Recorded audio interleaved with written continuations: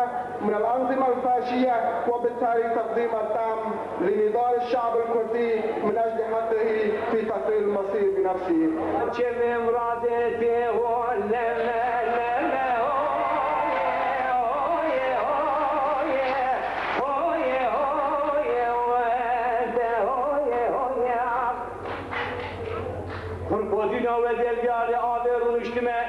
Gidi ola ve zeli ya